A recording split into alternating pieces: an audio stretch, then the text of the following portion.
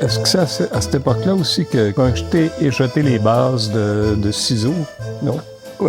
Ciseaux, oui. C'était à ce moment-là, mais l'initiative ne venait pas de nous. On a collaboré, par exemple. L'initiative venait de Michel Chartrand, à la CSN, au Conseil régional. Ça a commencé par une conférence internationale. C'est ça. En juin 1975, il y a eu la conférence internationale de solidarité ouvrière.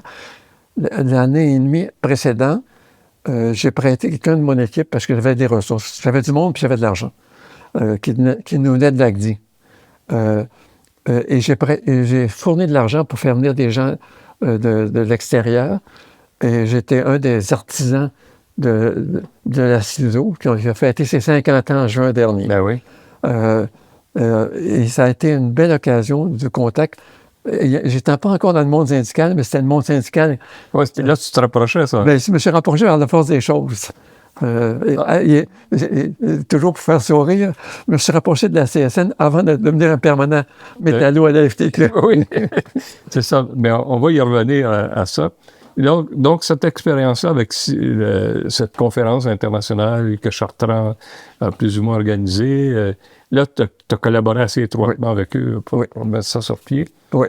Mais CISO est devenu une organisation permanente après. Oui, c'est ça. C'est pas juste un événement. Non. Est-ce que les rapports entre CISO et les autres organisations de coopération internationale ont été faciles dès le début? Ou? Ben, au début, c'était lié à la CSN. C'est devenu lié plus tard à la FTQ. C'est la FTQ qui a pris la relève pour vrai, non? Plus tard. Le CISO est devenu l'une des organisations internationales présentes au Québec. Membre de l'ACOSI, qui est le regroupement des organisations, toutes les organisations internationales.